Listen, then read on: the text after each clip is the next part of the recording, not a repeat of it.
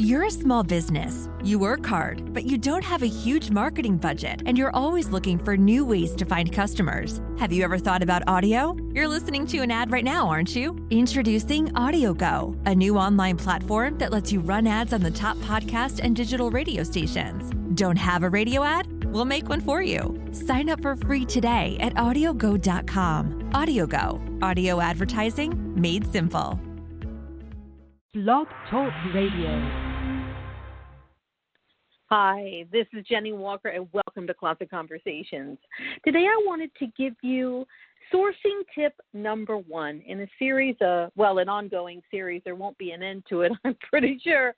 I'll just start thinking of things and putting them out there. This is a sourcing tip series for resellers for things that I've come to find are really helpful when sourcing. And I thought about this the other day when I was out sourcing at the Goodwill, and I was going through the racks like I normally do, and I realized what I was doing. And one of the things I do is I always look 2 places besides the label, right? Is I look the inside lining and I look at the back.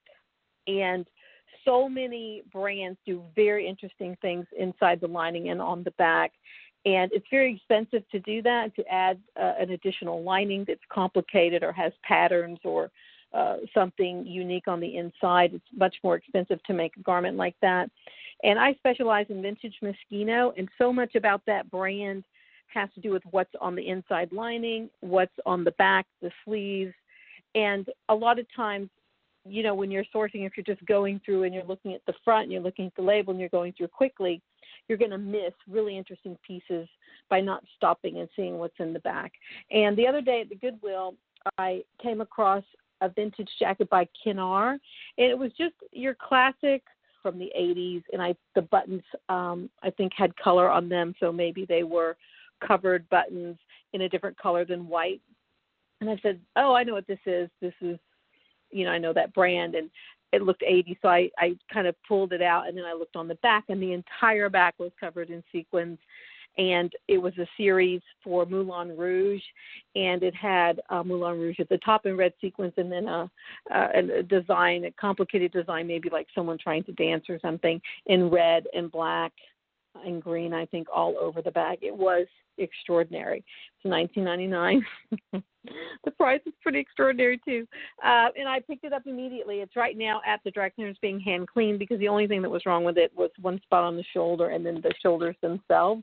But the rest of the jacket, it just was pristine, so probably they wore it once, and it's been sitting around ever since. So I realized when I did that, you know, how could someone have missed this jacket, and how is it that I even came across it? And I think more often, because someone didn't take the time to look at the back would be the reason, then perhaps it's not their style, because so many people are sourcing and buying clothes for themselves and others inside of the Goodwill, and surely anyone who would have seen how extraordinary it was would have been taken back by it and probably bought it. And so I started thinking about how often I do that, and all the time I'm finding unique pieces because of the inside lining or the back. And another time sourcing Out of the Closet, I found this chartreuse blazer, had shoulder pads into at the waist. It was by Gaultier, Jean-Paul Gaultier, and it was very, very plain, but the inside lining was very complicated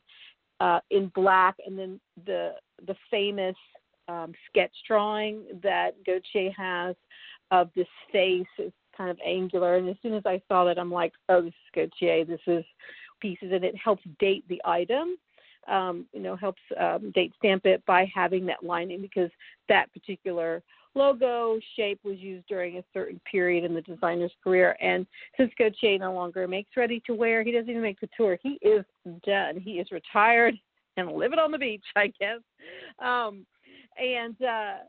So that made me realize that looking at the lining was one of the things where I knew it was special. I knew it was Gaultier, so then it was special. But then when I saw the lining, I'm like, oh, this is extra special because it has this lining and things like that. So I realized how often I do that. And vintage Moschino, there's always something complicated on a piece. I mean, it has something in the lining. It has like huge designs in the lining. it can have really complicated things all over the back and the shoulders and just everywhere. And so that made me realize that oftentimes when a brand is highly sought after, it's because it is unique, it's special, it's different, and usually it's a better brand, it's more high-end when these things are going on. This applies to hoodies, sweaters, cardigans. Just take the time when you're sourcing to just don't flip so quick through the front. I mean, take a moment to look at the back. If you have time, of course. If you have time, I always make time for that because I find so many special things that way. And because I found something so recently about it, I even put it up on my Instagram stories. As a matter of fact, if you don't follow me on Instagram, it's JennieGirl's Closet on Instagram, spelled JennieE, Girls Closet. And I put a little story when I found the Kennar blazer with Moulin Rouge on the back. So that's my sourcing tip number one for you, is always look at the inside lining, always look on the sleeves and the back. Really take a moment to look at the garment, and you might just be surprised what you'll find. And that's it. This is Jennie Walker with Closet Conversations. I appreciate you being with me. If you liked what you heard today, please take the moment to subscribe to this podcast. You can be informed when I go live or other times when I've uploaded. Follow me on social media. I am quite active on Instagram at JennieGirl's Closet. You can also check me out on my website at JennieGirlsCloset.com. And I look forward to having you with me on a future episode.